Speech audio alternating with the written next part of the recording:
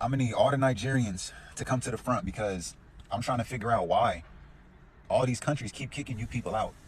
July 9th, America banned you. Y'all can't come here no more. The United Arab Emirates just banned you guys. They banned all Nigerians from the age of 18 to 55. What are y'all doing? Not only that, the people that are 55, you got a 3-month wait list and you got to have 10 racks in your bank. What are y'all doing in these people's countries to where they kicking y'all out? If you're in between the ages of 18 and 55, you are not welcome over there. What are y'all doing? What are y'all doing? United Kingdom, y'all can't go over there either. So my question is this: what are y'all doing? All those other countries love black Americans. They love us. They love us. And you know what? You know what's crazy?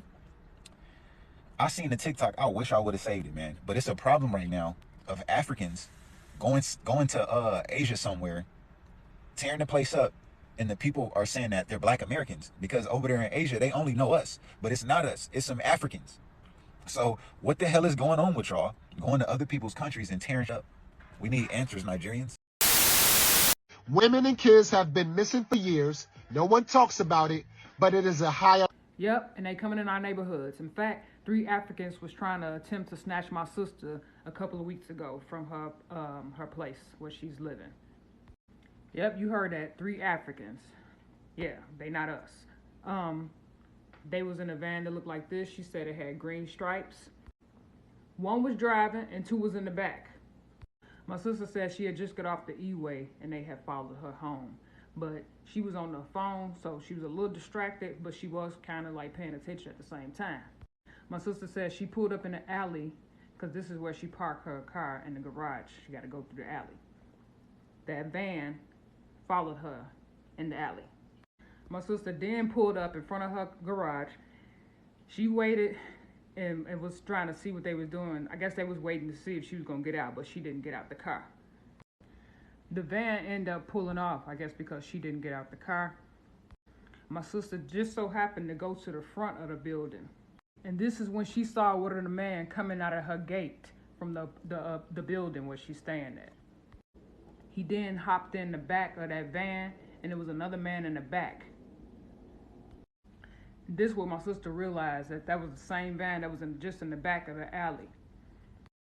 So I'm guessing their plan was to try to wait for my sister to come out that garage and go into her place where she's staying so they can try to snatch her. 3 Africans in a white van with green stripes in the Lawndale area. And this was around 11 o'clock at night, so they figure people don't be out watching. But y'all need to start watching each other. Look out for your surroundings, because they out here trying to snatch our women and children. This was just a couple of weeks ago.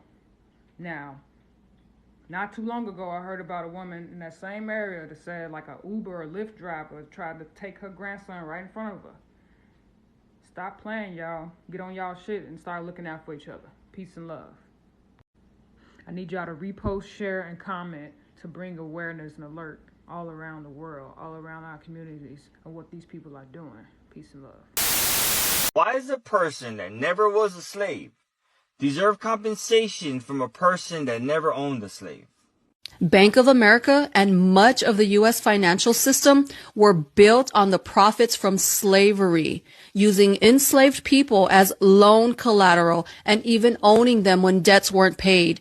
These same institutions, which grew into billion-dollar corporations from the slavery of our ancestors, continue to uphold systems of institutional racism that today prevent Black people from building generational wealth. The horrors of slavery didn't end with emancipation. They left deep scars that still shape the lives of Black people today. This inherited trauma, known as post-traumatic slave syndrome, is rooted in generations of violence, ripped apart families, and stolen identity. It continues to affect mental health, family relationships, and the overall well-being of Black people. The U.S. government has paid reparations to Japanese Americans interned during World War II and even Americans held hostage in Iran. Yet the only people paid for slavery were the slave owners for losing their slaves after the Civil War. The victims of slavery were never paid. Our ancestors were stolen and endured some of the most violent atrocities in human history. So white people in this country could build their largely unearned generational wealth that they still sit on today, while Black people have been systemically denied the right to build and pass down the wealth we fought hard to earn for generations. Because every single time we did build, for example, Black Wall Street in Tulsa, the whites burned down the entire town and slaughtered every single Black person that they could find. You stole our ancestors. You stole their labor, which made the U.S. an economic superpower. You stole their futures. You dehumanized, brutalized, and traumatized them. Then that generational trauma was passed down to their descendants, who you continue to traumatize and brutalize with your systems of oppression put into place to limit and prevent us from creating generational wealth. And you refuse to dismantle your systems of oppression because that would be admitting that white prosperity was built on Black suffering. But you still owe for the centuries of unspeakable atrocities, because reparations are not charity. It's an unpaid debt that you owe. What the hell is wrong with these entitled Africans and Caribbeans and immigrants that think that they are Black? You are African. You are Caribbean, just like we are American. Did you know that 92% of Black people's blood in America is native?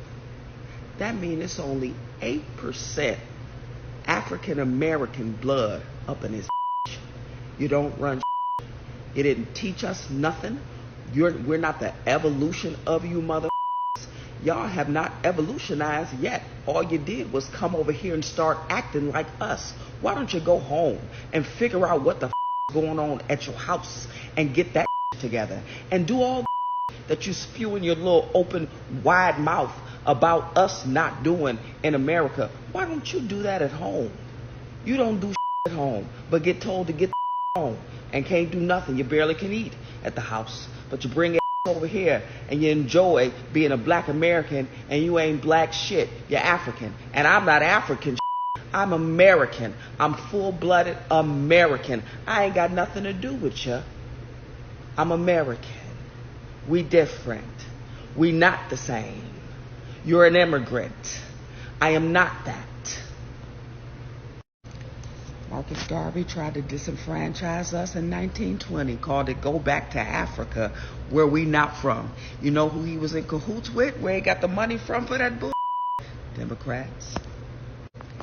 Jesse Jackson ass tried to give up our rights to this whole land by calling us some damn African Americans. And like I said, 92% of our blood don't even have African in it. So him too, Democrat.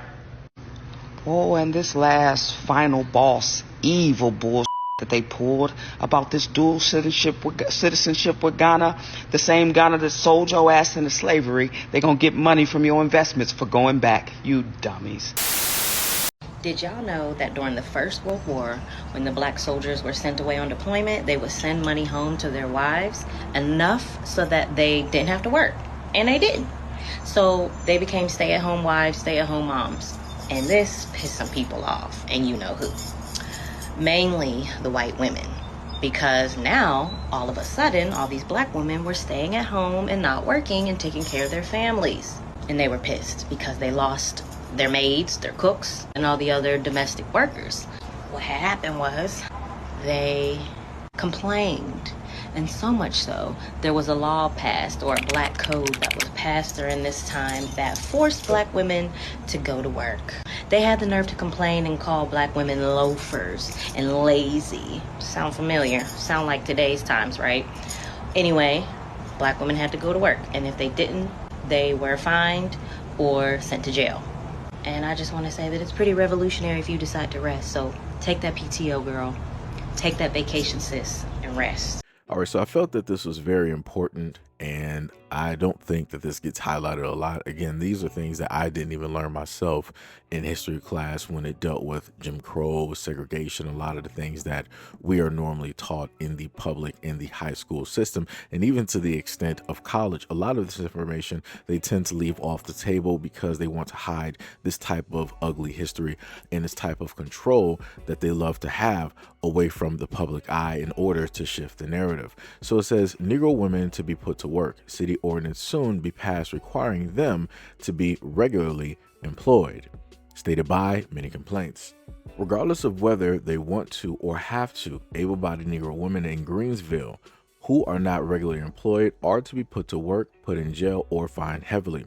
At its special meeting yesterday afternoon, City Council discussed the situation with regards to this class of loafers at some length, and it seemed that all members of the council were agreed that steps should be taken to compel them to engage in some useful occupation. It was decided that an ordinance similar to the one now in force requiring all able-bodied men to work at least 5 days per week should be passed with regard to these women. Such an ordinance will be prepared and voted on at the next regular meeting of council.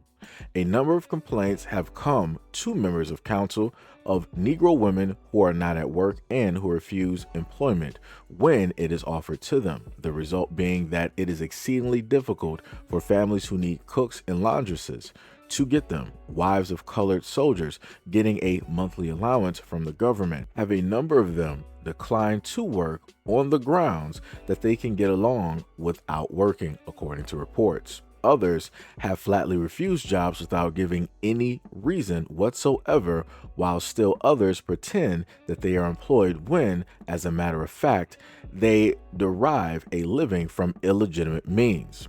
The proposed ordinance will require them all to carry a labor identification card showing that they are regularly and usefully employed, and the labor inspectors and police will be charged with the duty of rigidly enforcing the law. You know, like I said before, it's pretty crazy when you can find information online or somebody will just so happen to bring it up and it's like, wow, I didn't know that this was actually a thing. It's like, how come more people aren't talking about that? How come people aren't doing the comparison in between the yesteryears versus now, and how certain things are trying to be implemented yet again?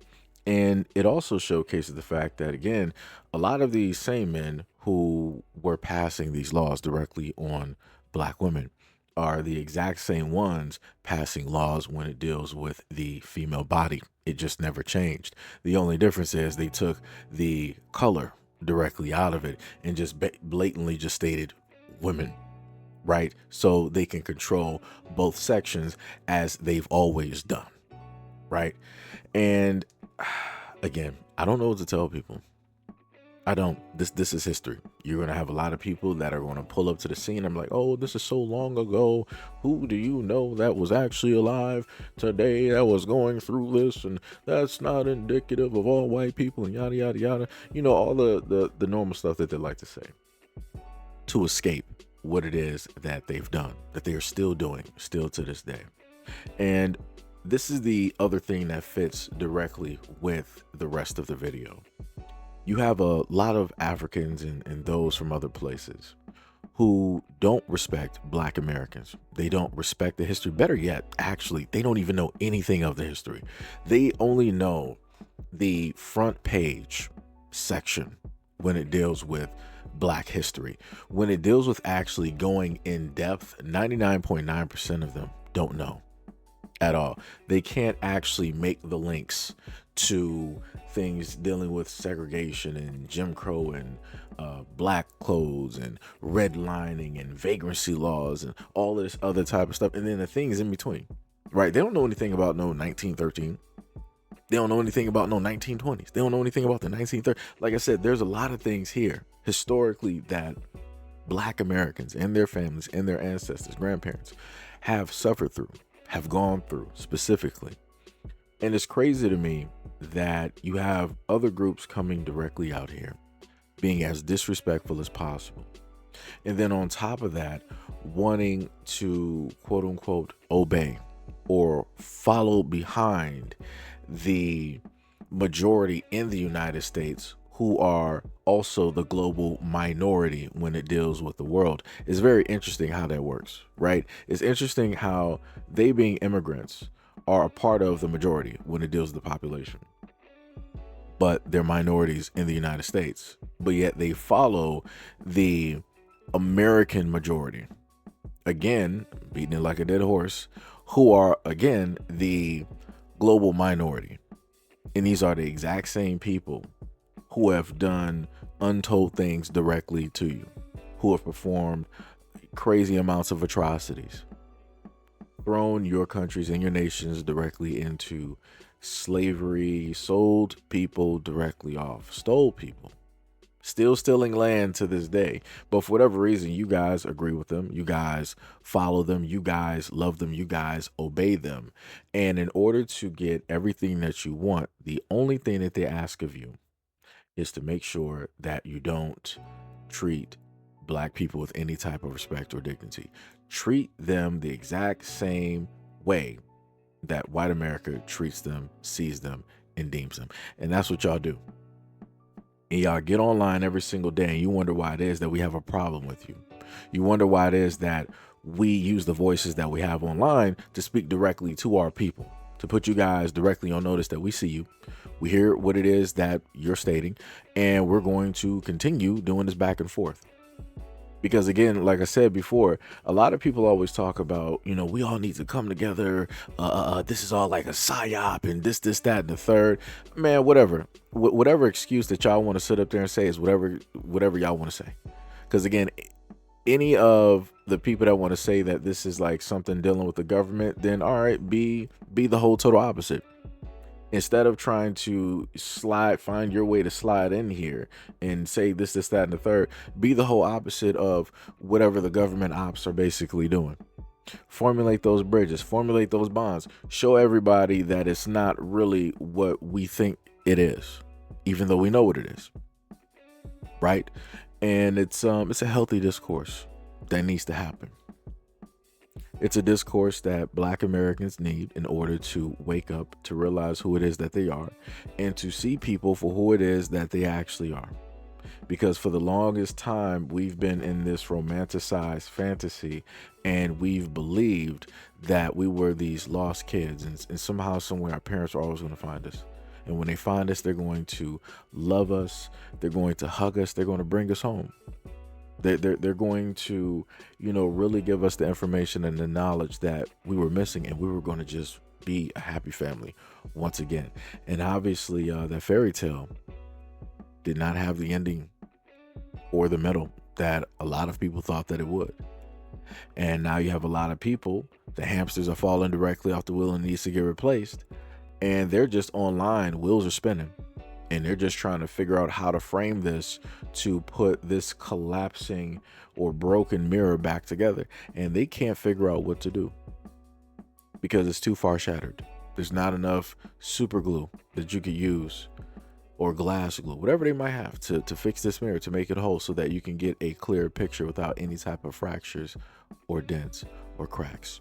There's nothing that you could do. Nothing. It's done. Like I said before, as other people who are older than me have stated, and you know, what was it? With age and time heals all wounds, right? Which is true. But depending on the type of wound that you have, you'll have a deep scar. And that deep scar could technically be a very deep chasm. So deep that you would need a type of hand of God in order to repair that. But even if you do repair it, it's not going to be the same as it was before that scar. Which means that you're still going to have those memories. You're still going to have those feelings. You're still going to have those ghost pains from how it is that wound originally started. It's never going to disappear. Realistically, no matter what cosmetic surgery that you get, that ugly scar is still going to be there. But again, a lot of people want you to forget.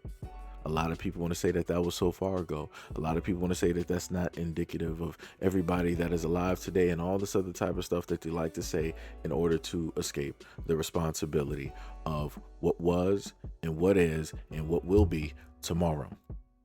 It's crazy how all this works. And it's also crazy how Black Americans get the short end of the stick and also have to own up and take the blame for everything. It's crazy.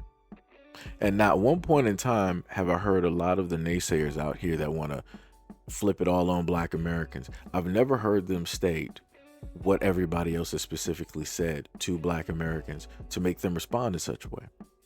What they've done to antagonize. how it is that they've decided to brand what rhetoric they've wanted to regurgitate and state in order to stabilize a platform, in order for it to be profitable. These are a lot of the things that a lot of those who want to be naysayers against Black Americans and many others, this is what they tend not to bring up. They tend to sweep that directly under the rug, and they want to just go off of, oh, you guys always say that you're FBA, ADOS, and you say that you're Black Americans, you say that you're not African, you say that you're Native, you say that you're this, and all this.